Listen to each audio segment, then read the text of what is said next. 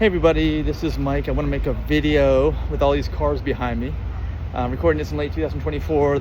ACURA, Honda just announced, or NHTSA or somebody, possible recall of over 1 million engines, all right? And I want to talk about what's been going on here with internal combustion engines and electric vehicles and how we got to this point. I'd say basically most of the problems we're having, especially now with Honda and Toyota and also ACURA and LEXUS, are because of the fact that they are having to meet all these emission standards and CAFE standards, C-A-F-E, corporate average fuel economy. You may not be familiar with that. I highly recommend that you check it out, you look it up online so that you're familiar with that concept.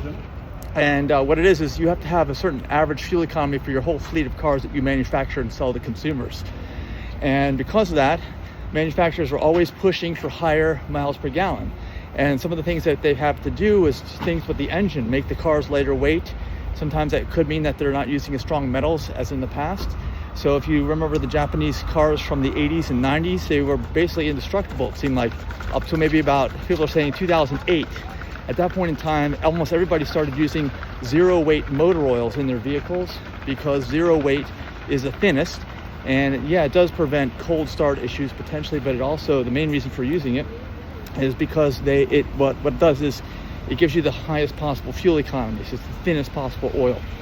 And they use other technologies such as auto start and stop, direct injection, other technologies. And yeah, we have to go down there. Yeah, look at all these cars. And also they want to reduce emissions, okay? So but the main thing is the corporate average fuel economy.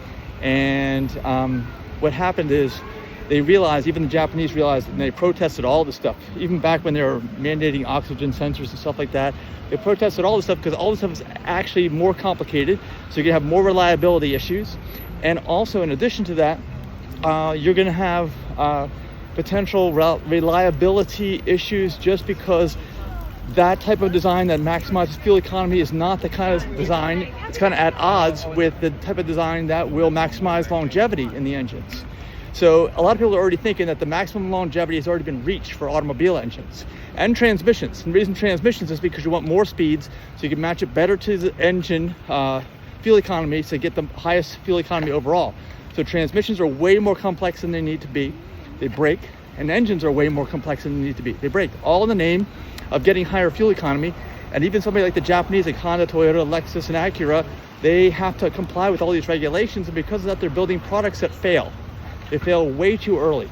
And again, also they're maybe also using other components that are inferior, like bearings and crankshafts and things like that are of metals that are not as strong anymore because those are lighter, right?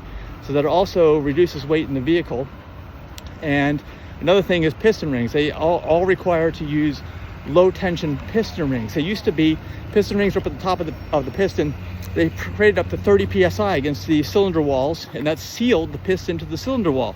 So when it was moving up and down, you didn't lose oil and burn it. Nowadays, that's not the case. They have to use these low tension piston rings. They use the zero weight oils. A lot of the oil, more than in the past, makes its way into the combustion chamber and burns. So you have to keep adding oil and changing oil. The oil gets contaminated because of this, and it destroys bearings. You're hearing about bearings going out on Toyota Tundras, Toyota Tacomas, a lot of small turbocharged engines that used to be bigger engines. Like V8 engines are now almost all gone. I think Dodge Charger is now gone. So the electric vehicle, I believe, and the V8's gone, and replaced by turbocharged 6. And of course, turbocharger is another level of complexity that's causing problems. But it's all the high stress and low weight oils like I'm talking about, the low tension piston rings. All of this kind of combines to create a perfect storm where they're all, in my mind, I've said this for years, probably going to go out of business, okay? Because they had to leap away. They had to realize this was approaching. It's all laws that the U.S. has kind of enacted in other jurisdictions and countries, and they just are so conservative that they don't want to jump out of the way, and they kind of get swallowed up in this, and basically they end up going out of business. And you can see all these cars behind me, you know, I mean, all these cars are affected. The most life you're going to get out of the average car at maximum is 20 years. So if 2008 was the last year you could buy a truly reliable car from Honda, Toyota, Lexus, or ACURA, like, actually we have that Acura that's the Nissan in 2012, but that was based on earlier technology, Prius technology from like the revision of 2008, I think it was, drivetrain. So that may be the last of the reliable Lexuses right there. And so what this is saying, like, how do you push EVs without actually pushing EVs? This is how you do it, by making internal combustion engines blow up all the time. And the other factor here is that almost nobody does maintenance. Look how busy these people's lives are. You think they're going home to change their oil and transmission fluid, flush their transmission? And even if they pay somebody, how do you know they're even doing that work? And it's critical now because of the lightweight oils, the low tension piston rings, the oil getting contaminated. And what happens, like I said, the oil gets contaminated, it doesn't do its job. You lose it. If you're not checking your oil, you're going to run out of oil. It has nothing to do with a bad engine. That's how all the engines are designed now. And then, of course, you'll blow up your engine bearings if you haven't done all the things I just talked about. And that's what's happening. It's an epidemic in these, like I said, used to be V8s, now it's turbocharged 6 cylinders. Used to be 6 cylinders, now it's turbocharged 4 cylinders. And even the legacy or older designs, like from ACURA and Honda with these V6s that were bulletproof, because I bought one in 1998, 3.0 liter V6. They've reworked it, redesigned, got cheaper suppliers, cheaper parts, lighter weight to meet all these standards. And now what used to be a bulletproof engine design is a ticking time bomb. And that's what you got.